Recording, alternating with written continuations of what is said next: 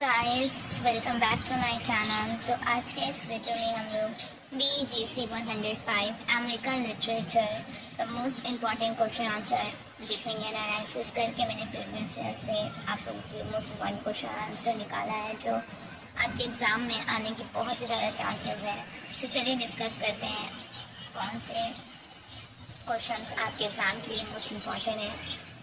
उससे पहले मैं आपको ये बता दूँ कि सारे जो क्वेश्चन इम्पॉर्टेंट है उसका मैं आंसर भी निकाल लिया है और उसको मैं इस वीडियो में पूरे अच्छे से एक्सप्लेन करके समझाने वाली हूँ। वो सारा क्वेश्चन का आंसर मैंने यहाँ पर अपने हैंड रिटन नोट्स में लिख दिया है, तो इसको एक एक करके मैं आप लोगों को बहुत ही अच्छे से समझाऊँगी ताकि आप लोगों के दिमाग में एकदम बैठ जाए और एग्ज़ाम में क्वेश्चन आए तो आप लोग इसको लिख सकें। तो मैंने बहुत ही अच्छे से लिखा है और बहुत ही अच्छे से समझाने वाली भी हूँ।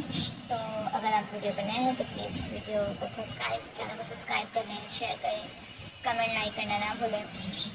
और कोई भी तरह का डाउट हो तो कमेंट करके ज़रूर पूछें, मैं आप लोग का क्वेश्चन का आंसर ज़रूर करूँगी। तो चलिए वीडियो स्टार्ट करते हैं विदाउट टाइम वेस्ट किए। ठीक है, सबसे पहला क्वेश्चन है फर्स्ट क्वेश्चन कि ये critically evaluate the poetry of Ralph Waldo Emerson. Ralph Waldo Emerson की पोइट्री को इवेलुएट करना है। ठीक है, नेक्स्ट क्वेश्चन है what is Miller's criticism on the American dream in All my Sons.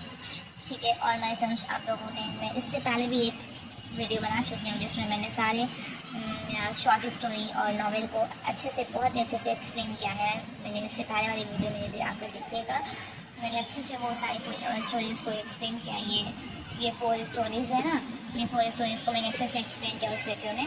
तो आप लोग अगर ये वो स्टोरी नहीं जानते तो इससे पहले वो मेरी वीडियो जाकर देखते हैं। मैंने शॉर्ट में बहुत अच्छे से एक्सप्लेन कर दिया है जो एग्जाम पॉइंट ऑफ व्यू के लिए काफ़ी रहेगा आप लोग के लिए। ठीक है, नेक्स्ट है do you agree with the view that the 20th century short story primarily offers perception on human characters? Give a reason answer. ठीक है, और ख्याल है आप लोगों को इस क्वेश्चन में BGC 105 के क्वेश्चन पेपर में आप लोगों को कोई भी ऑप्शन मार्क नहीं रहता है। आप लोगों को सारा क्वेश्चन करना है कंपल्सरी है। सेक्शन ए में रहता है आप लोगों को दे देगा कोई पोएम से 4 लाइन वर्ड्स दे देगा, उसको अच्छे से आप लोगों को एक्सप्लेन करना रहता है। तो उसको एक्सप्लेन करके बताओ कि क्या इससे बोल रहा है और कौन से पोएम से दिया गया है ये लाइन। ठीक है, आपको वो समझना है। यहाँ पर मैंने वो नहीं लिखा है, वो तो आपको पढ़ना ही पड़ेगा सारा पोएम का, जस्ट आपको लर्न कर रखने के लिए कि आप लोग को ऐसे करने से because I could not stop for take है। तो इसको आप लोग अच्छे से इसके पोएम को समझ लीजिएगा कि बस आप लोगों को ये समझना है कि ये पोएम का लाइन है कौन से पोएम से है। जब आप वो समझ जाइए कि कौन से पोएम से है और ओवरऑल जो मेरी वीडियो बनाई है उसकी समझ जाएंगे इस पोएम में क्या है, तो आप लोग इजीली उस लाइन को एक्सप्लेन कर पाओगे। आई थिंक मेरे ख्याल से बहुत ईजी हो जाता है ऐसे करना। ठीक है, नेक्स्ट है discuss the major theme of the poem passage of India. Poem passage of India poem है, उसका मेजर थीम बताना है आपको। सेक्शन 3 है give a critical justification with respect to the title of the play All my Sons. And ये बहुत ज़्यादा important question है title of the play All my Sons, जिसको मैंने यहाँ पर इसका आंसर बहुत अच्छे से लिखा है और बहुत अच्छे से एक्सप्लेन करने वाली हूँ। तो वीडियो को तक बने रहिएगा अगर अच्छे से आपको पढ़ना है समझना है। तो नेक्स्ट है write a critical comment on the genre of the Scarlet Letter. ठीक है,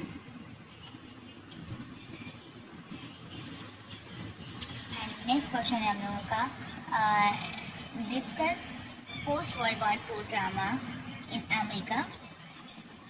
ठीक है, और इसमें से है discuss Puritanism in the Scarlet Letter. Next है बहुत इंपॉर्टेंट मोस्ट इम्पॉर्टेंट क्वेश्चन, इसमें स्टार मार्क मैंने लगाया है discuss all my sons as a modern tragedy.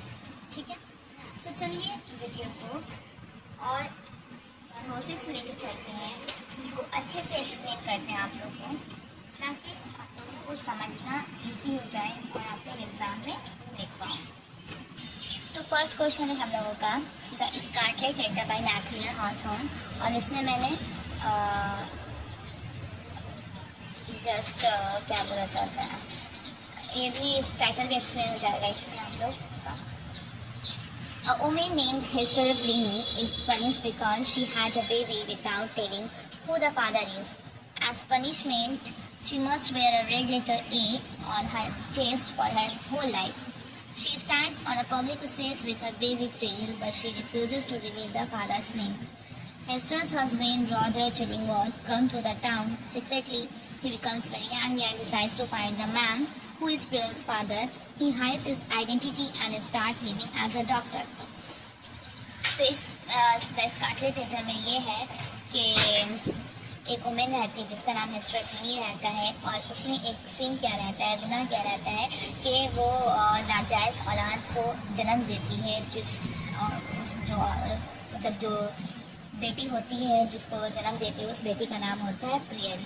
तो और एज उसके सोसाइटी में ये रूल होता है, अगर ऐसा कोई गुनाह करता है तो उसको एक ए लेटर वर्ड उसके गले में टांग दिया जाएगा एज अ साइन और सिंबल के लिए कि उसने ये गुनाह किया है, ताकि और दूसरे को याद रहे ऐसा गुनाह ना कर सके सज़ा के तौर पर। लेकिन वो अपनी कौन इस लड़की का बाप है वो बताना नहीं चाहती किसी को, और नहीं बताती है किसी को। और लेकिन जो उसका हस्बैंड होता है, रियल हस्बैंड रॉजर चिलिंगवर्थ, वो बहुत गुस्से में आ जाता है। वो घर उस वक्त वो उसके पास से रहता है, बाहर रहता है, लेकिन जब उसको मालूम चलता है तो आता है वापस, भेस बदल कर आता है, डॉक्टर बन के आता है। डॉक्टर बन के वहाँ रहने लगता है अपनी आइडेंटिटी छुपा कर कि जो वो लड़की का असली बाप है उसको ढूंढने के लिए, जिसने उसके साथ ऐसा गुनाह किया है।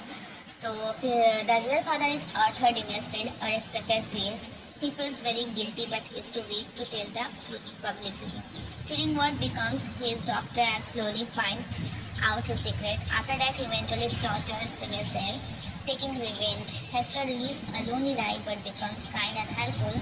Over time, people begin to respect her. Her daughter grows up as a strange but intelligent child. तो उसके बाद जो उसका रियल हस्बैंड होता है चिलिंगवर्थ, वो पता कर लेता है कि असली जो गुनहगार है मेरी वाइफ का वो डिमेस्डेल ही है, उसने ही ऐसा किया है। तो वो आस्ते आस्ते डिमेस्डेल को टॉर्चर करने लगता है। तो डिमेस्डेल अंदर ही अंदर बहुत ज़्यादा घबराया हुआ रहता है, और उसको बहुत वीक हो जाता है। ये गुनाह करने के बाद उसे बहुत ज़्यादा गिल्ट फील होता है अपने गुनाह को लेके। तो वो एक दिन सबके सामने जाकर अपने गुनाह को इजहार कर देता है, हिम्मत जुटाकर कि हाँ मुझसे ही ये गुनाह हुआ था, ठीक है, मुझसे ये गुनाह हुआ था। फिर उसके बाद वो जब गुनाह का सबके सामने एक्सेप्ट कर लेता है तो थोड़ा रिलैक्स फील करता है, लेकिन बाद में वो मर जाता है। और जब हेस्टर की जो रियल हस्बैंड होता है, जब उसको पता चलता है कि नहीं चिलिंगवर्थ, उसको पता चलता है कि डिमेस्डेल मर चुका है, तो उसका भी अब कोई रीज़न नहीं रहता है जिंदा रहने का, वो भी मर जाता है। उसके बाद हेस्टर जो होती है रिटर्न अपना टाउन आ जाती है और अपने इलाके में रहने लगती है। अडल्ट्री ए का साइन सिंबल पहन लेती है फिर से, और अब वो जो साइन सिंबल ए है, पहले अडल्ट्री का सीन का साइन होता माना जाता था, लेकिन अब लोग उसे एक इज्जत की निगाह से देखने लगे थे, और एक बहादुर वुमेन को वो साइन बन गया था। और जिसकी बेटी फेल होती है, आस्ते आस्ते बड़ी होती है और एक हैप्पी लाइफ एक्सपेंड करने लगती है। ठीक है, ये इसको मैंने रीड नहीं किया, तो मैं आपको बता दें क्या है इसमें। और the story shows sin guilt and redemption. तो इसमें अगर आपको आ गया है कि थीम बताओ, इसका थीम क्या है, तो इसमें थीम क्या है? स्टोरी शोज इसका थीम है sin guilt and redemption. Hester becomes strong and unexpected. Dimmesdale dies after telling the truth. Chillingworth is destroyed by revenge. Priya gets a better future. The novel The Scarlet Letter belongs to multiple genres such as romantic, psychological, historical and moral. ये भी आ सकता है question कि जैसे यहाँ पर है question, चलिए देखते हैं। Critical comment on the genre of the Scarlet Letter. ठीक है, स्कारलेट लेटर का कमेंट करना है, जेनर क्या क्या है उस पर। तो the Scarlet Letter by Nathaniel Hawthorne is a multi genre novel. It does not belong to only one type. It combines romantic, psychological, historical and moral elements. ठीक है, रोमांटिक जन क्या है? The novel is a romantic world because it focuses on feelings, imagination and individual life. है ना, इस novel में पूरा रोमांटिक है इसमें, बिकॉज क्या इसमें फीलिंग पर फोकस करता है, इमेजिनेशन पर फोकस करता है, हर एक इंसान की इंडिविजुअल लाइफ। जैसे कि Hester Pliny shows strong emotions and dependence. The story gives more importance to human heart than strict society rules. तो हिस्टोरिकल क्या है, खुद को अपनी इमोशन को स्ट्रांग रखती है, एकदम इंडिपेंडेंस आज़ाद की तरह खड़ी रहती है, अपने अपने चैलेंज को एक्सेप्ट करती है। तो इसमें दिखाया गया है कि ह्यूमन का हार्ट ज़्यादा इम्पॉर्टेंट है ताकि सोसाइटी के रूल से ज़्यादा। ठीक है, psychological genre, it is also a psychological novel. Hawthorne shows the inner thoughts, guilt and mental suffering of characters, especially Arthur Dimmes's death. His written scene make him weak and happy. Psychological कैसे ये कि इसमें जो narrator है, जो point है हाथरोन है, वो दिखाते हैं इनर हाउस को भी शो कराते हैं। जैसे जो इंडिविजुअल रहता है, जो उससे गुनाह हो गया रहता है, वो अंदर ही अंदर गिल्ट फील करता है, वो मेंटल सफरिंग से गुजरता है। ठीक है ना, उसका कैरेक्टर ऐसा शो किया गया है। अपने गुनाह को छुपाने के बावजूद वो खुश नहीं रहता है, अनहैप्पी रहता है, वीक होते जाता है अंदर ही अंदर। ठीक है, historical genre, the novel is set in 17th century Puritan Boston, so it is a historical novel. It shows the strict religion rules and punishment and the lifestyle of that time. तो historical जेन क्या है, novel जो है 17th century में Britain Boston में इसको show किया गया है। ये हिस्टोरिकल है, ये उस वक्त के बॉस्टन सोसाइटी के स्ट्रिक्ट रिलीजियस रूल को, वहाँ के पनिशमेंट को, वहाँ के लाइफ स्टाइल को उस टाइम पे शो करता है। तो इस तरह से एक हिस्टोरिकल जेनर है। ठीक है, moral allegorical genre, the novel has a moral message about sin, guilt, punishment and redemption. The scarlet letter A is a symbol, and first it means but later it also means strength and respect. ठीक है, moral क्या है कि novel उस वक्त message ये देता है सीन का, गिल्ट का, पनिशमेंट का, रिडेम्पशन का। लेकिन और स्कारलेट लेटर ए है, फर्स्ट में इसको सीन के तौर पर देखा जाता था, लेकिन अब बाद में इसे एक स्ट्रेंथ और एक्सपेक्ट के तौर पर देखने लगा। In conclusion, the Scarlet Letter is a mixture of many genres: romantic, psychological, historical, and moral. This combination makes the novel deeply good and powerful. ठीक है, अब नेक्स्ट क्वेश्चन है हम लोगों का, discuss Puritanism in the Scarlet Letter. Puritanism is an important theme in the Scarlet Letter by Nathaniel Hawthorne. The novel shows the life of Puritan society in 17th century Boston, where religion and law are very strict. मतलब पुरिटन is important theme है Scarlett letter में। तो novel show करता है पुरिटन के life style को, पुरिटन society को show करता है, उसकी लाइफ स्टाइल को शो करता है, जहाँ पे रिलीजन और लॉ बहुत ज़्यादा स्ट्रिक्ट थी। व्हाट इज पुरिटानिज्म, मतलब Puritanism is a religious belief system. Puritans believe in, Puritanism क्या एक रिलीजियस बिलीफ सिस्टम है कि हाँ ये बिलीव है, पुरिटानिज्म का ये बिलीव है, एक सिस्टम है कि स्ट्रिक्ट मोरल रूल्स था, simple life, punishment for simply punishment in a strong faith in God. They did not allow freedom in personal life. और personal life में freedom नहीं दिया करते थे। ये पुरिटानिज्म का क्या है, रिलीजियस बिलीफ सिस्टम है पुरिटानिज्म में। Strict laws and punishment, Puritan society is very strict, Puritan society बहुत ज़्यादा स्ट्रिक्ट था। Hester Prynne is a punished for her sin, Hester Prynne को पनिश किया गया उसके sin की adultery. She is forced to wear the Scarlet Letter A in public, और उसको फोर्स किया जाता है कि वो ए लेटर पब्लिक में उसको पहन के रहे। This shows that Puritans believe in public punishment and shame. ये दिखाता है इसमें कि पुरिटन ये बिलीव करते हैं कि पब्लिक पनिशमेंट और शेम बहुत ज़्यादा ज़रूरी है। No tolerance and judgement, Puritans are very judgemental, they did not forgive easily. People in society criticize Hester and treat her badly. This shows lack of kindness and sympathy. मतलब पुरिटन society में बहुत ज़्यादा judgement किया जाता है, लोगों को आसानी से माफ़ नहीं किया जाता है। पहले लोगों को क्रिटिसाइज़ किया जाता है, जैसे हेस्टर के साथ हुआ, उसको किस तरह से ट्रीट किया गया बैडली। और मतलब ऐसा देखा जाता है कि लोगों के पास कोई सिंपैथी और काइंडनेस नहीं है। एंड नेक्स्ट है religion and authority. In Puritan society, religion controls everything. Leaders like ministers and governors have great power. Church and state are closely connected. मतलब इसमें रिलीजन एंड अथॉरिटी एक दूसरे से बहुत ज़्यादा कनेक्टेड है, जैसे चर्च और स्टेट, और इन लोगों के पास बहुत ज़्यादा पावर है। ये लोग जो बोलेंगे सोसाइटी को फॉलो करना पड़ेगा। Hypocrisy in society. Hawthorne also shows hypocrisy, double standards. Author Dimmes's height is seen but is still respected. Hester accepts her sin but is punished. This shows that Puritan society is not always fair. तो इसमें hypocrisy, society में hypocrisy है, मतलब Arthur जो डिमेस्डेन है अपनी गलती को छुपा के रखता है, मतलब उसको क्या कर जाता है, एक्सपेक्ट किया जाता है, और हेस्टर अपनी गलती को एक्सेप्ट कर लेती है, लेकिन फिर भी उसको पनिश किया जाता है। तो यहाँ पर ये शो किया जाता है कि हर वक्त पुरिटन सोसाइटी हमेशा फेयर नहीं करती, हमेशा हमसे इंसाफ नहीं करती है। Symbol of the Scarlet letter. The letter A is a strong symbol in Puritan society. At first, it means adultery and sin. Later, it becomes a symbol of strength and respect. जो letter a strong symbol है printer society का, first में इसको adultery और सिन के तौर पर देखा जाता था, लेकिन बाद में ये स्ट्रेंथ और एक्सपेक्ट का सिंबल बन गया। Conclusion. In conclusion, the Scarlet letter presents Puritanism as strict, harsh and judgmental. At the same time, it also criticizes its lack of humanity and fairness. ठीक है, ये भी क्वेश्चन आपको समझ में आ गया। एंड नेक्स्ट क्वेश्चन की तरफ चलते हैं। Give a critical justification with respect to the title of the play All My Sons. मतलब All My Sons के टाइटल के ऊपर क्रिटिकल जस्टिफिकेशन करना है कि क्या ये क्या है, टाइटल सही है, इसका क्या मतलब है। ठीक है, introduction. The title All My Sons by Arthur Miller is very meaningful. ठीक है, it is not just about one family but about all people in society. ठीक है, तो All My Sons एक प्ले है जिसमें बहुत ही मीनिंगफुल प्ले है। इस टाइटल में ही पूरी स्टोरी के समझ में दिखाया जाता है कि ये सिर्फ एक सोसाइटी के बारे में नहीं है, ये बहुत सारे फैमिली के बारे में, एक फैमिली के बारे में बहुत सारे गाने के बारे में है। चलिए आगे बढ़ते हैं। Literal meaning. At the surface level the title refers to Joe Keller sons. Literal meaning क्या है इसका कि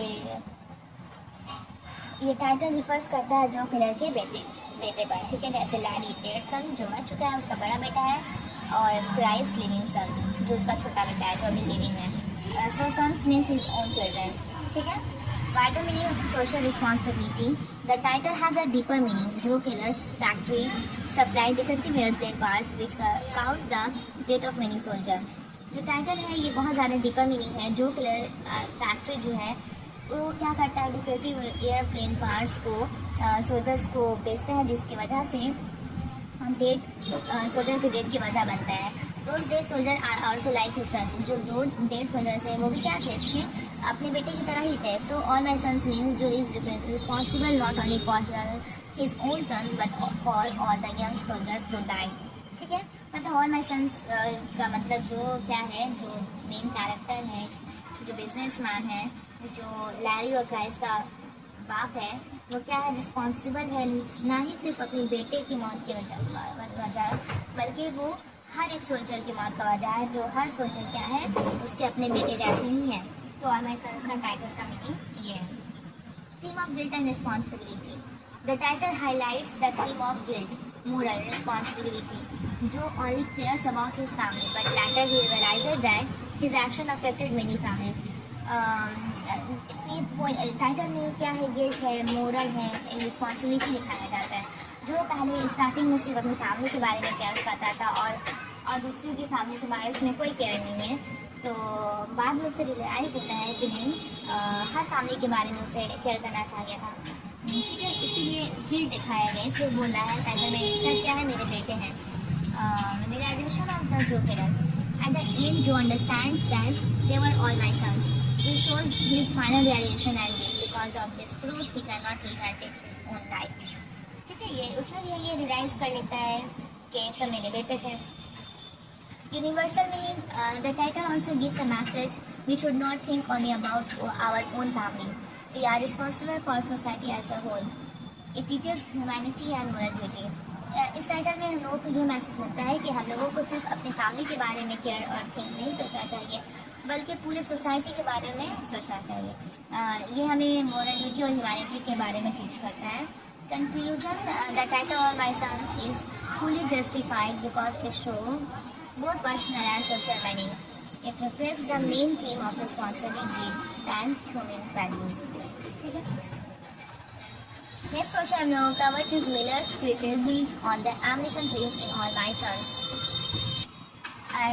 तो in All my Sons Arthur Miller criticises the idea of the American dream. The American dream means achieving success, money and a happy life through hard work. मतलब American dream में means मतलब होता है success, money and happy life through hard work.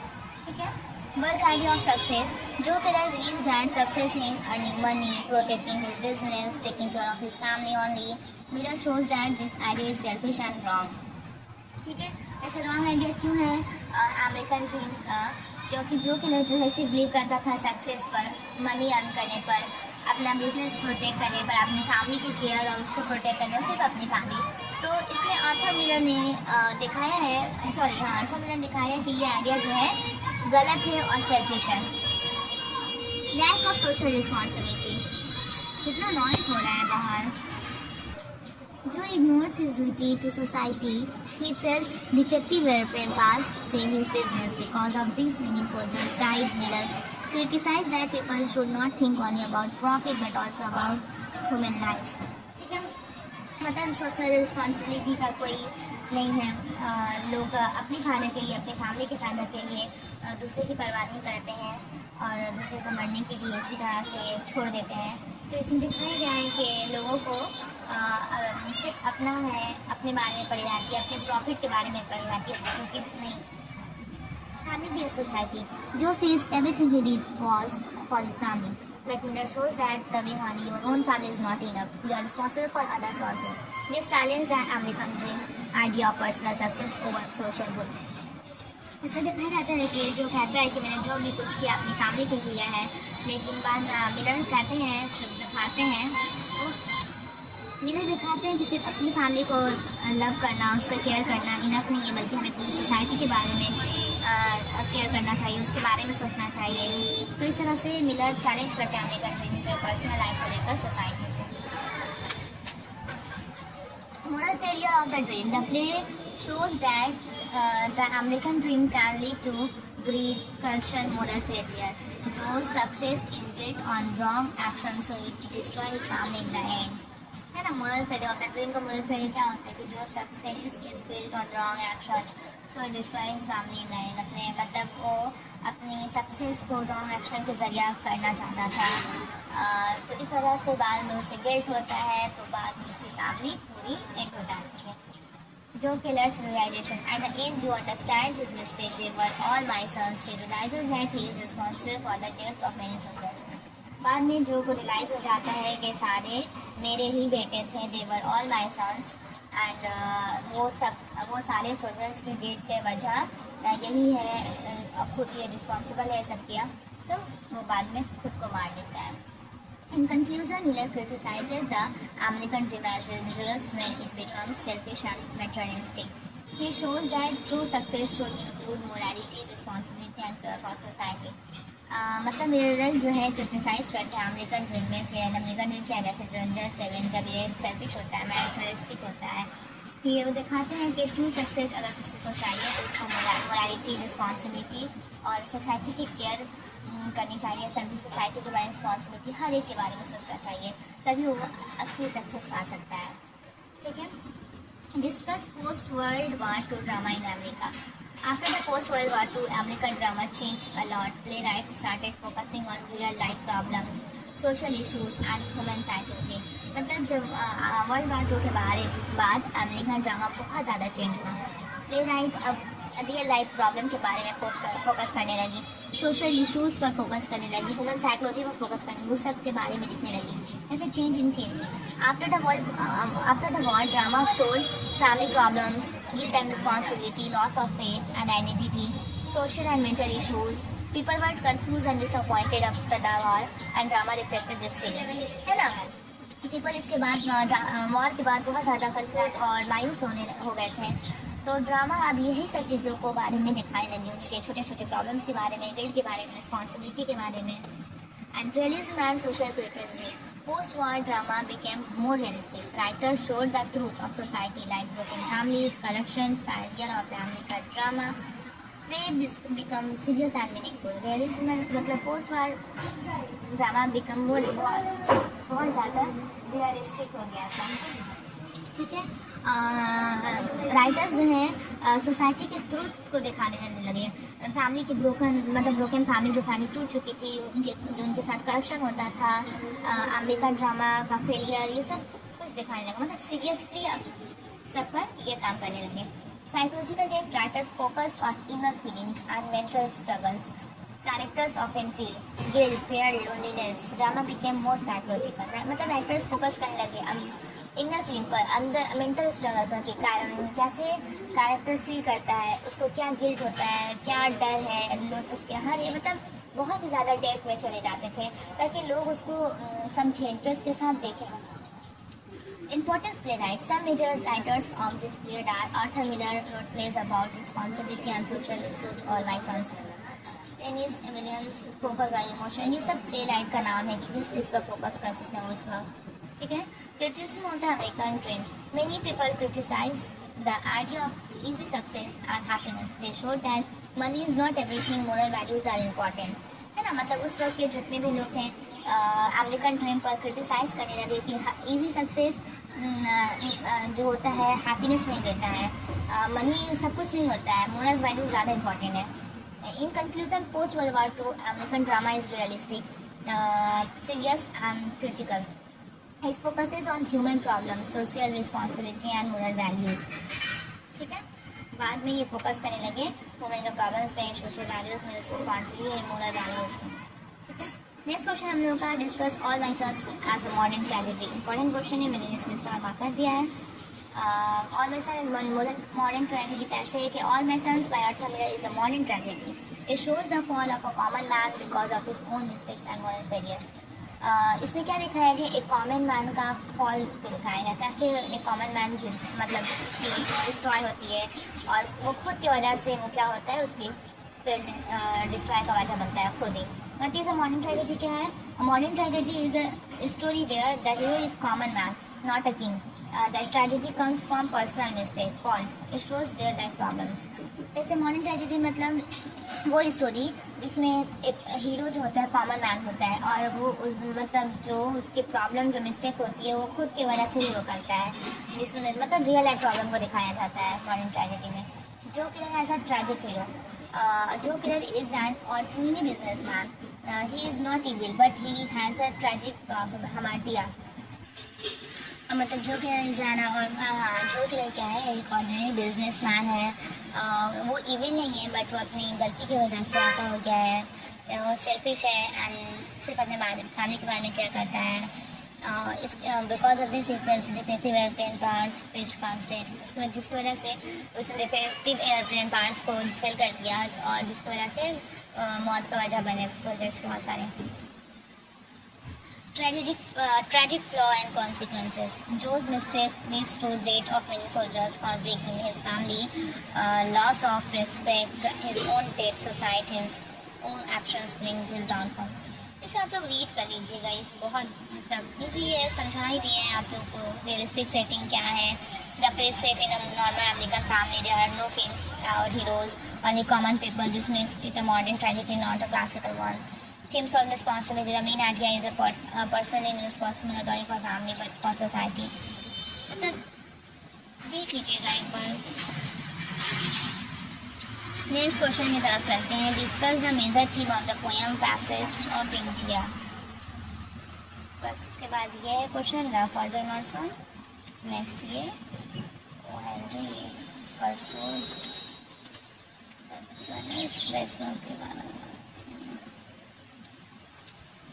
मुझे तो लग रहा है वीडियो बहुत ज़्यादा लॉन्ग हो जाएगा अगर ये पूरे में अच्छे से समझाने जाऊँ तो मैं एक काम करती हूँ, बस आप लोगों को इसका पिक्चर दिखा देती हूँ, आप लोग उसको रीड कर लीजिएगा ताकि ज़्यादा बड़ा ना हो जाए. तो मैं आस्ते आस्ते करके इसको दिखा देती हूँ इसका आंसर, ताकि आप लोग वीडियो को पॉज करके इसका आंसर आप लोग रीड कर लीजिए. इजी लैंग्वेज में लिखे हैं, आप लोग को समझ में आ जाएगा. ज़्यादा टफ लैंग्वेज नहीं है बिकॉज वीडियो लॉन्ग हो जाने की वजह से मैं ऐसा कर रही हूँ. अगर आप लोगों को समझना ही है तो कमेंट करके बता दीजिएगा कि ये भी समझा दीजिए. अगर मेरे पास टाइम रहा तो मैं कोशिश करूँगी आप लोगों को इसका भी वीडियो बना के समझा दूँ एग्ज़ाम से पहले. ठीक है, तो आप लोग देख लीजिए इसको. अगर आप लोगों को समझना है, ऐसे तो मुझे यकीन है आप लोगों को यही पढ़कर समझ में आ जाएगा. ज़्यादा टफ लैंग्वेज मैंने यूज़ नहीं किया है.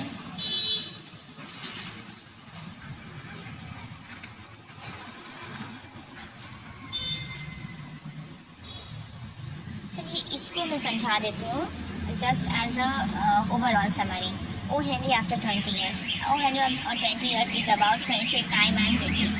ठीक है, ये 2 फ्रेंड्स होते हैं, Bob and Jimmy Wells, meet in New York में मिलते हैं व्हेन दे आर यंग, जब वो यंग होते हैं। The promise that after 20 years they will meet again at the same place no matter what happens in life. मतलब वो लोग ये प्रॉमिस करते हैं उस वक्त कि 20 years के बाद हम लोग फिर से यहीं पर मुलाकात करेंगे, चाहे ज़िंदगी के किसी भी मोड़ पर हम लोग कोई भी प्रॉब्लम फेस आए।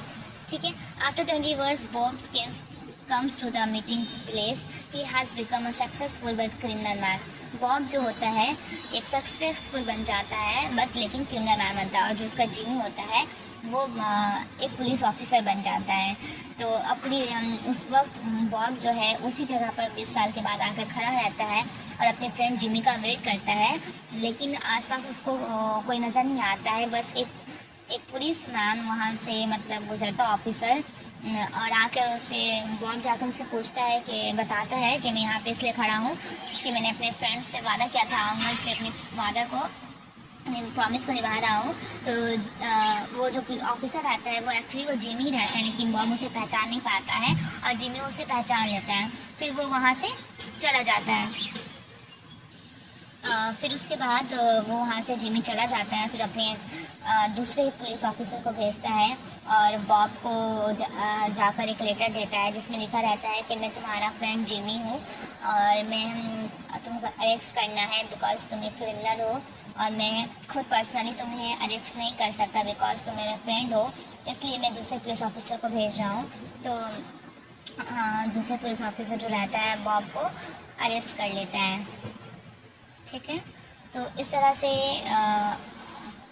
अपना यहाँ पर दिखाया जा रहा है कि दोस्ती से ज़्यादा इम्पॉर्टेंट है इंसाफ करना, क्या बोला जाए, रिस्पॉन्सिबिलिटी को निभाना। ठीक है, main idea conflict between friendship and duty, मतलब फ्रेंडशिप पहले या ड्यूटी पहले। तो इस यहाँ पर इन्होंने अपनी ड्यूटी को ज़्यादा इंपॉर्टेंस दी है फ्रेंडशिप से ज़्यादा। मतलब कोई भी प्रॉब्लम आ जाए, फ्रेंडशिप कोई भी फैमिली प्रॉब्लम या फ्रेंडशिप ही क्यों ना हो, हमें अपनी ड्यूटी को निभाना चाहिए। हर किसी के लिए रूल बराबर होता है, यहाँ पर इसी को दिखाया गया है। Patches of the time changes people, मतलब और क्या है कि बहुत समय तक बाद इंसान की लाइफ चेंज हो जाती है। मतलब लोग स्ट्रगल करते हैं, समझते हैं, बढ़ते हैं, आगे बढ़ते हैं, तो लोग बदल जाते हैं, उनकी लाइफ चेंज हो जाती है। Importance of law and responsibility, मतलब लॉ और रिस्पॉन्सिबिलिटी का इंपॉर्टेंस दिखाया गया है कि फ्रेंडशिप से ज़्यादा ज़रूरी है लॉ और रिस्पॉन्सिबिलिटी को निभाना। मतलब लास्ट में सरप्राइज एंडिंग होती है, ट्विस्ट एंडिंग होती है, जो बॉब कभी सोचा भी ना होगा कि ऐसा उसके साथ हो सकता है। मतलब वो आया था मिलने उनसे, लेकिन वो उसके नसीब को देखो, मतलब फेट देखो, इसका ये फेट था जो होना ही था, वहाँ पर आकर उसको हथकड़ी लग जाती है। The story shows that duty is more important than personal feelings and time can change people in unexpected way, है ना। अब ये लास्ट गर्ल्स रोड में पढ़ा, girls road. The story on the girls road is about love, memory and loss. The narrator is traveling by ship when he meets a beautiful woman named Alexandra Evening. She is married but not happy in her married life. इसमें बता देते हैं कि narrator जो है ship से कहीं जा रहा होता है, कहाँ जा रहा होता है, शायद अमेरिका जा रहा होता है। ठीक है, तो अमेरिका जा रहा होता है, तो उसमें उसको एक लेडी मिलती है एलेक्जेंड्रा एवलिन, जो बहुत ही ज़्यादा ब्यूटीफुल होती है, और वो दोनों एक दूसरे से बातचीत करते करते वो दोनों के एक दूसरे से लव हो जाता है। और लेकिन अलेक्जेंड्रा एवलिन को एक बहुत बड़ी बीमारी होती है जिसके वो कुछ ही दिन बाद मरने वाली होती है उस बीमारी की वजह से। तो ये जो नैरेटर होता है उसको प्रपोज करता है कि चलो हम लोग अपनी एक अलग लाइफ स्पेंड करें, बिकॉज इसका जो अलेक्जेंड्रा एवलिन का जो हस्बैंड होता है वो शिप इंजीनियर होता है और उसको ज़्यादा देखभाल, उसको ज़्यादा अहमियत नहीं देता अपनी वाइफ को। इसलिए ये देखने के बाद नैरेटर और चाहता है कि उसके साथ में अपनी एक अलग लाइफ मतलब स्पेंड करूँ, लेकिन अलेक्जेंड्रा एवलिन मना कर देती है, बोलती नहीं मेरे हस्बैंड है, मेरे शादी हो चुकी है, मतलब कुछ बहाना बना देती है और उसको एक एक बॉक्स देती है, बोलती है इसको तभी खोलना जब मैं तुमको एक दिन एक लेटर भेजवाऊंगी, तब इसको खोलना। तो वो शिप्स अमेरिका पहुंच जाते हैं, उतर जाते हैं और उसको वो बॉक्स दे देती है। कुछ दिन बाद उसको वो लेटर मिलता है, अलेक्जेंडर के तरफ से आता है नैरेटर को लेटर, और उस लेटर में लिखा रहता है कि अब अलेक्जेंडर नहीं है इस दुनिया से, चली गई है। और उसमें लिखी रहती है कि मैं भी तुमसे उतना ही प्यार करती थी जितना तुम मुझसे करते, तो मैं भी तुम्हारे साथ रहना चाहती थी, लेकिन अब इसलिए नहीं रह पाई क्योंकि मुझे एक बहुत बड़ी बीमारी थी और मैं मरने वाली थी, और मैं तुम्हारी लाइफ को बर्बाद नहीं करना चाहती थी। और उसमें कुछ उसके बालों का गुच्छा रहता है और कुछ फ्लावर रहता है उसकी यादगार के लिए। ठीक है, इसमें यही है ऑन द गर्ल स्टोरी में। मेन आइडियाज क्या है? Love beyond physical relationship, loneliness and emotional connection, power and memory loss and death, spiritual and internal love. The story shows that true love is emotional and spiritual, and it remains alive even after death through memory. ठीक है? The Snow of Kilimanjaro by Ernest Hemingway. इसमें क्या है? The story is about a writer named Harry who is on a safari in Africa with his wife Helen. Harry has a serious wound in his legs which becomes infected, and he knows that he is going to die. As he waits for death, Harry starts thinking about his past life. He remembers many experiences, places and moments that he never wrote about. He feels regret because he wasted his talent and did not become a great writer.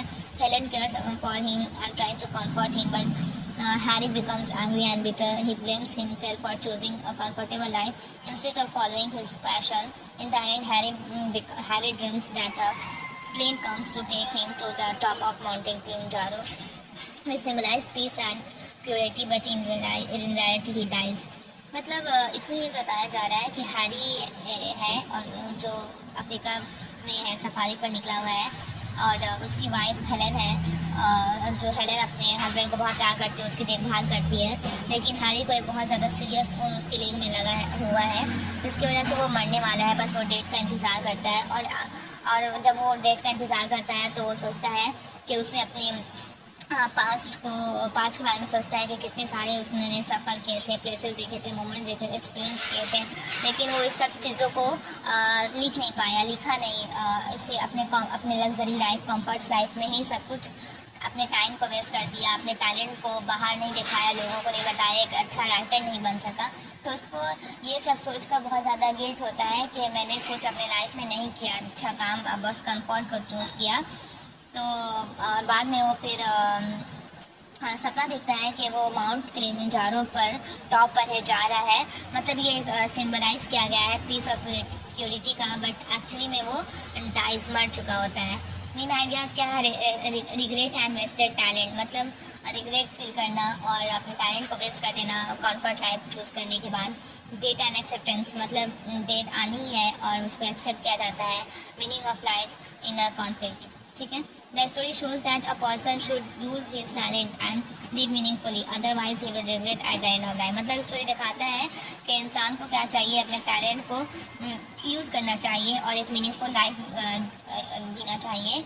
Otherwise अगर ऐसा नहीं करता है तो बाद में ज़िंदगी के आखिरी मोमेंट में उसको रिग्रेट फील होगा। ठीक है, Last is The Killers by Ernest Hemingway. The story takes place in a small restaurant where two hitmen come to kill a man named Ollie Anderson, a former boxer. They tie up the people in the restaurant and wait for Ollie, but he does not come. A young man named Nick Adams later goes to warn Ollie about the danger. When Nick meets Ollie, he finds that Ollie already knows about the killers but does not want to escape. मतलब इसमें एक to hitman होते हैं जो कि एक ओली एंड्रियोसन name के आदमी को मारना चाहते हैं। ठीक है, और वो रेस्टोरेंट में ये होता है, तो जो टू हिटमैन होते हैं पुलिस से आकर टाई अप करते हैं कि अगर ओली हम लोग दिखा तुम लोग को तो हम लोग को ला कर दोगे। तो उसी में एक निक एडम्स रहता है जो ओली का हेल्प करना चाहता है, तो ओली को जाकर बताता है कि तुम्हारे पीछे पड़ गए दो हिट में। तो वो जाकर बताता है तो वो जानता है कि वो ऑलरेडी जो है ओली वो जानता है इस बारे में, और वो भाग भी नहीं रहा है अब खुद को बचाने के लिए। मतलब वो एक्सेप्ट कर चुका रहता है अपने फेट को कि मुझे मरना ही है। तो निक बहुत शॉक हो जाता है और डिस्टर्ब हो जाता है इस सिचुएशन को देखकर, लेकिन वो रियलाइज़ करता है कि वर्ल्ड कैन बी क्रूअल भी हो सकता है, वर्ल्ड और अनफेयर भी हो सकता है। मेन आइडियाज़ क्या है? Violence and crime, fate and helplessness, fear and reality of life, loss of innocence. The story shows that life can be harsh and sometimes people cannot escape their fate. इस story में दिखाया है कि sometimes life जो है आपके harsh हो सकती है और कभी कभी आप अपने फेट से भाग नहीं सकते हो, जो फेट में है वो होकर ही रहेगा। ठीक है, तो आज के लिए इतना ही। उम्मीद है आप लोगों को मेरी वीडियो पूरी अच्छे से समझ में आई होगी। उम्मीद करते हैं आप लोगों का एग्ज़ाम बहुत अच्छा जाएगा। अगर कोई प्रॉब्लम है, कुछ क्वेश्चन है जो नहीं समझ में आ रहा है, तो आप लोग प्लीज़ कमेंट करके पूछ लें, जो भी है। तो जो मैंने आप लोगों को वीडियो में नहीं समझाया है, सिर्फ उसकी आंसर दिखाती है, तो आप लोग उसको भी एक बार रीड आउट ज़रूर कर लीजिएगा। आपके एग्ज़ाम पॉइंट ऑफ व्यू के लिए बहुत ही ज़्यादा अच्छा होगा। अब मैंने शायद हाँ, ठीक है, तो बाय बाय गाइस, मिलते हैं नेक्स्ट वीडियो में न्यू टॉपिक के साथ। Best of luck for your exam and comment करके ज़रूर बताइएगा आप लोग का एग्ज़ाम कैसा गया और मेरी वजह से आप लोगों की हेल्प हुई या नहीं हुई, ताकि मुझे अच्छा फील हो और मैं आप लोगों के लिए और हेल्प करूँ और वीडियो बनाऊँ। Thank you so much, bye bye guys.